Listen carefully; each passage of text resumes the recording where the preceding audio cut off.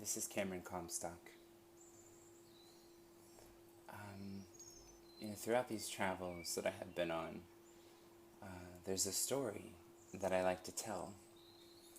And having told this story to quite a few people now, I've been encouraged to share the story more broadly. It's one of my favorites to tell, and usually I tell it within intimate conversation with people. Variously, inevitably, when people want to, I don't know, ask me, they, I don't even know how to describe this. It's like people come up to me and say, "What is this lesson that you have? You have something to teach. What is it?" And in that moment, I find myself moving into this story. And I tell it a little bit like a bedtime story, so I'll do that for you too. But it goes a little something like this. So, the story came to me when I was walking, and I was on a walkabout, a mindfulness meditation walkabout. And I had been walking for probably half a day at the point that the story emerged. And what happened on this walk was I left my body. And when I did, my body kept walking, but my mind went someplace else. And it went to a planet. It actually went to another planet. And on this planet, when I appeared there, I looked around, and there were inhabitants, there were beings there that looked a little bit like people. And I studied them for a little while from a distance. I didn't engage with them, I just sort of watched and observed. And what I found was that these beings had in one of their hands a piano, a small piano. In fact, let me get a small piano. I can show you. I have a small piano right here. I didn't know that these pianos existed at the time, but here you have a small piano. So they had a piano kind of like this in one of their hands. And in the other hand, they carried a knife. So in one hand they had a piano, the other hand they had a knife. And I thought that was sort of strange, but I just watched. And what I found was that when they took the piano and they pressed a key, the key at the very low end of the scale, so this one on this piano, when pressed would cause them to take the knife, turn it inward, and stab themselves repeatedly in the chest, over and over and over. And I watched them do this. It was shocking. It was shocking and disturbing. But what I saw was that key that they were pressing on the piano that caused the knife to do that in their other hand was the key of shame. And then I watched while they pressed the next key on the piano, and this time they took the knife and they fell down on their knees and they slowly plunged the knife into their stomach, folding over on themselves. And I thought, oh, that must be the key of guilt. And then they would press the next key, which would cause them to take the knife and slowly slit their wrist and then bleed everywhere, just marking everything with their blood. Again, quite disturbing. However, I looked at that and thought that must be the key of grief. And they would move up the piano and press the next key, and this time they would run with the knife. They would run with the knife, and sometimes they would accidentally fall on it, but they would get up and run again, and sometimes they would fall into other people. And I thought, this is the key of fear. And then they would press the next key, and the next key, they recognized after the last key that they actually can stab the knife into someone else. They don't have to cut themselves. So this next key, they actually chose to stab other people. Recognizing they had a knife, they chose to stab others instead of cutting themselves. And this was the key of anger. And then upon recognizing that they could stab people with one gesture like that, with the key of anger, they would press the next key, and with the next key they would take their knife and with one swipe, they would cut people right down the middle. And the people would fall into two pieces, and they would go and stand on one side of the pieces that fell to the ground. And I thought, oh, this is the key of pride. And then the next key was interesting because up until this point, the gestures with the knife had been one direction, either out or in or across, or one swipe down the middle. But the next key that was pressed caused their hand to move in a circle. So this is the first time that the knife would go in more than just one direction. It would start to go into a circle. And in the form of going in the circle, sometimes they would accidentally cut other people, sometimes they would cut themselves, but really it was the fact that it was going in a circle that had them sort of interested in watching what was going on. And this was the key of courage.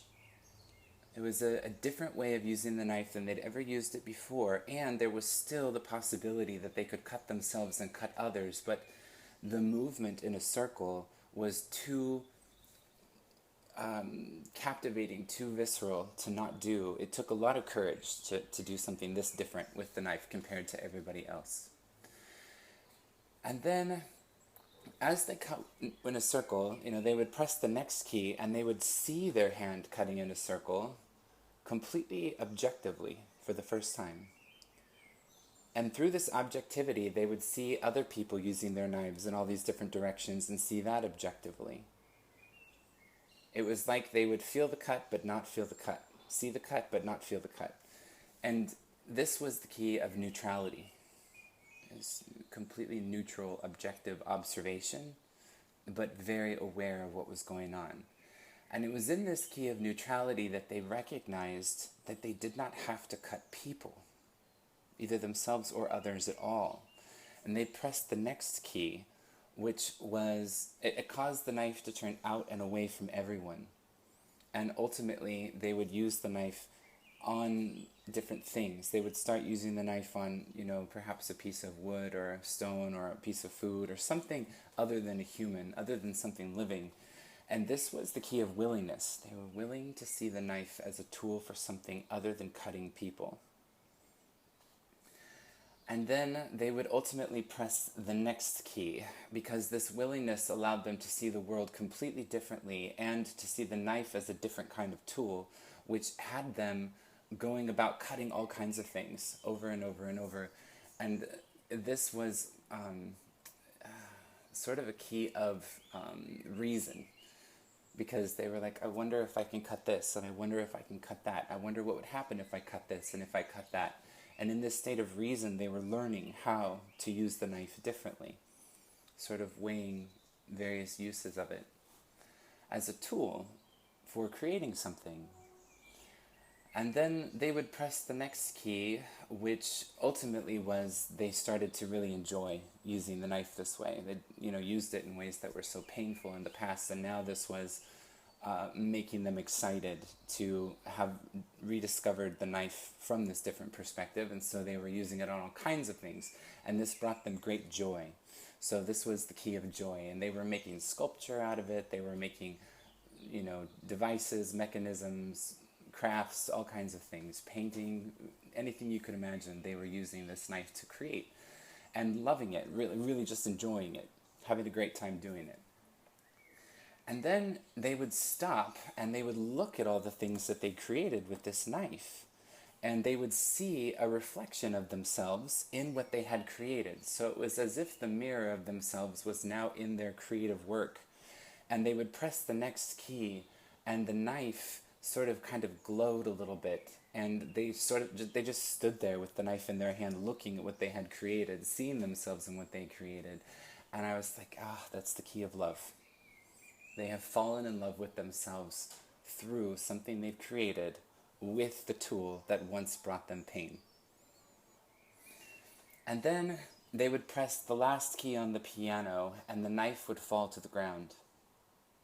And they would sit, and they would be still. And I thought, that's the key of peace. It was almost as if they had mastered the relationship with the piano and the knife.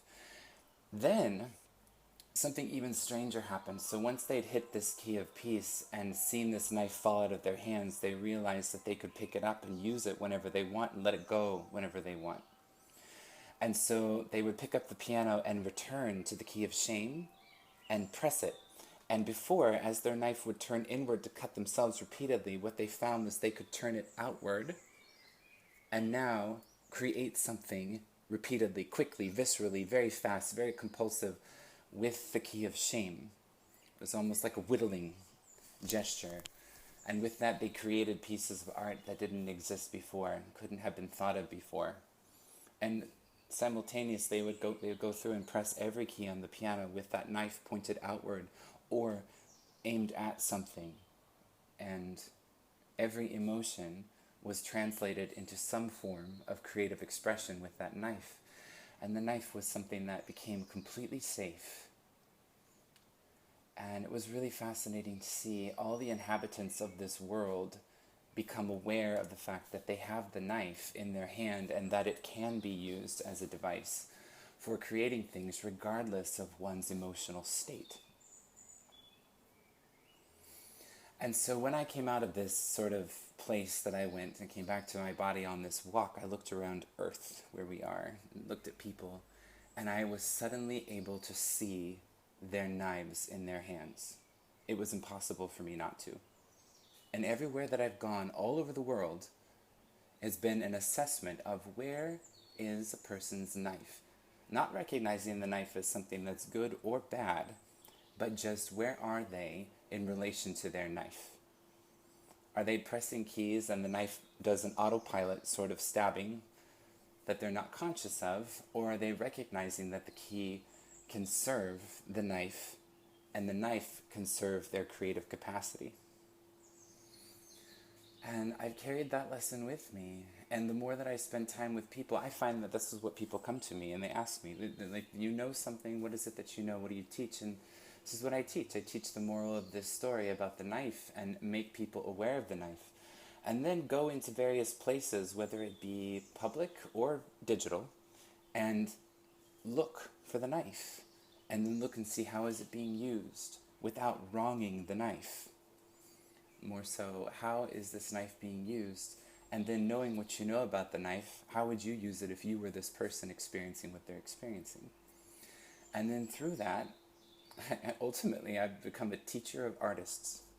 Someone who teaches people how to create art through their emotions and honor every single emotion through creative expression. And recognize that almost everything that we see has been created by somebody. And in the act of creating whatever it is, there was probably an emotion on a piano being played. We live in an emotional world. Everything's driven by emotion.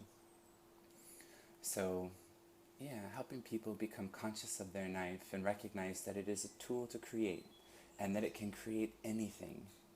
And especially when it's being used in conjunction with a genuinely felt emotion, and when the awareness of where the knife is being pointed allows someone to create with that emotion.